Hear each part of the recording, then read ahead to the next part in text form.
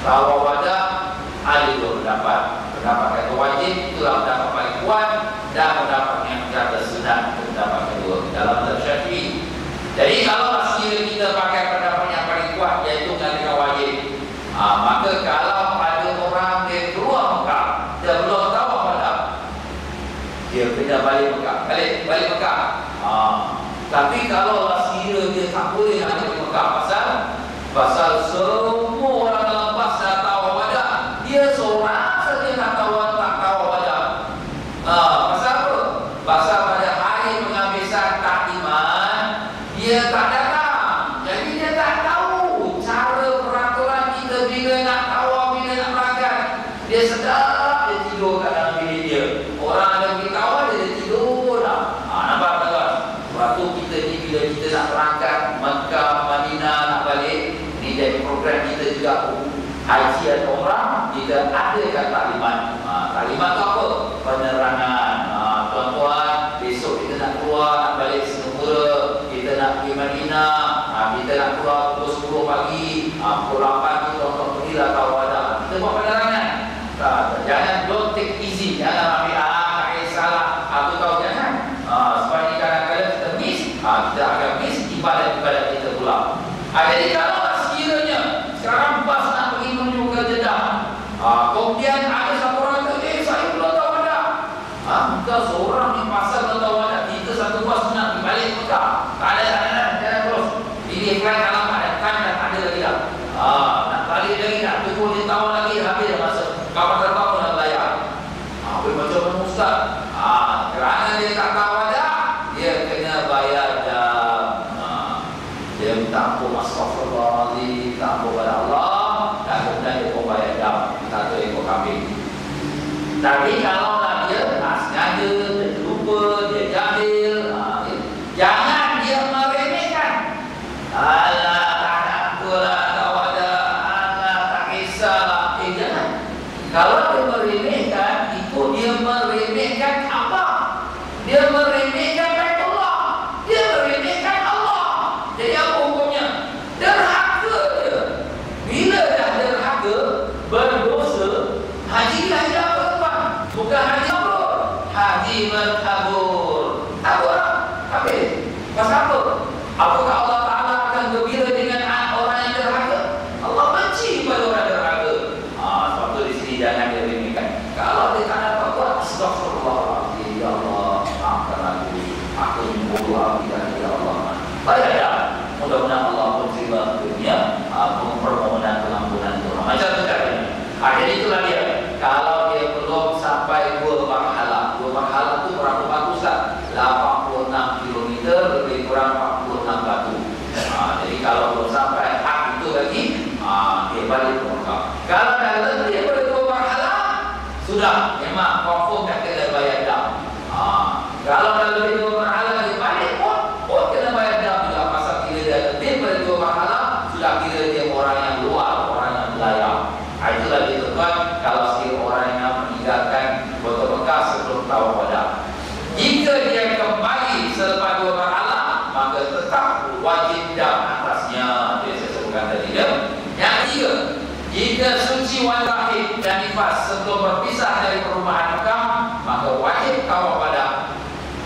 Tetapi jika suci sesudah berpisah dari perumahan Mekah, maka tidak wajib atasnya kembali ke Mekah. Jadi kalau orang perempuan, kita dah sebut tadi, orang perempuan yang uzur, yang haid, yang nifas, dia tak wajib tawaf wada. Jadi dia pun naik bas lah sama-sama.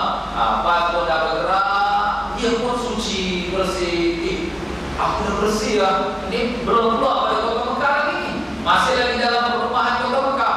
Wajib dia mandi, wajib dia pergi tawaf wada. Tapi kalau dah keluar pada kawasan Mekah, dah sudah tak ada dalam wajib lagi dia balik lagi. Ini pun tergantung juga ya. Kalau semacam mana kita sebut tadi, kalau time tu masih lagi ada ya, dia boleh balik, boleh mandi, tak apalah. Kalau time dah tak ada, nak balik nak mandi pun nak tahu aku makan 2 jam lagi.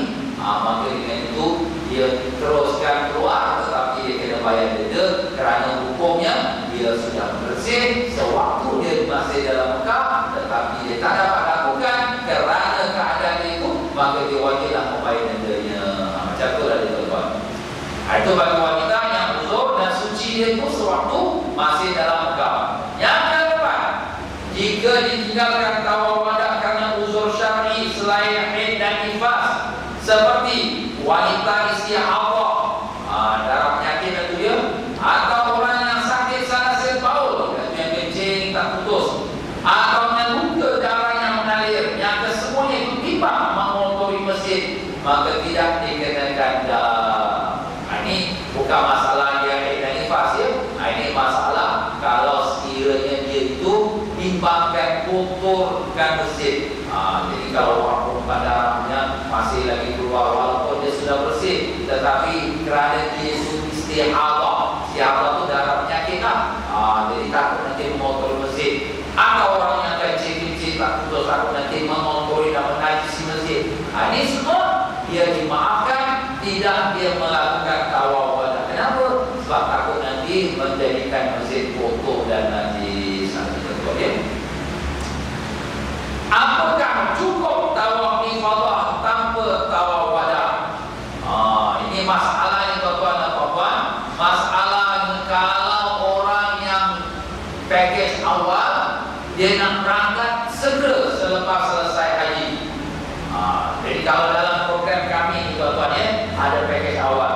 Package awal yang dalam program kami ini pada tanggal 13 Zulhijjah, jemaah pulang daripada Mina, terus pergi tawaf wada dan terus naik bas pergi ke Jeddah, terus nak balik ke Singapura hari itu juga tanggal 13.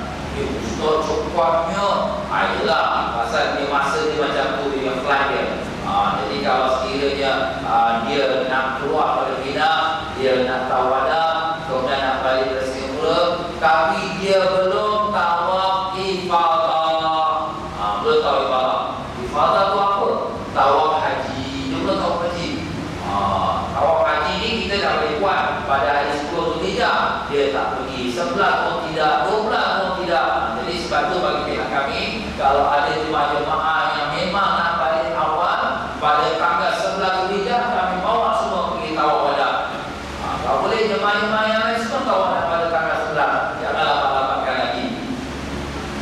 Jadi di sini tuan-tuan dan puan-puan rahimakumullah, kalau ustaz dia belum tawaf ifadah, boleh tak dia tawaf ifadah tu kira-kira macam tu iman lah.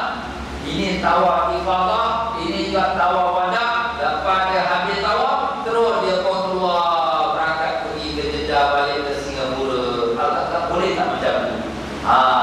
Jadi jawapan kepada masalah ini tuan-tuan, bahawa ada dua pendapat ulama dalam masalah ini. Yang pertama, jumhur ulama mazhab Syafi'i, jumhur majoriti ulama Syafi'i mengatakan tidak mencukupi tawaf wada hanya sekadar dengan melakukan tawaf ifadah sebelum berangkat. Tak boleh itu iman, tak boleh. Hendaklah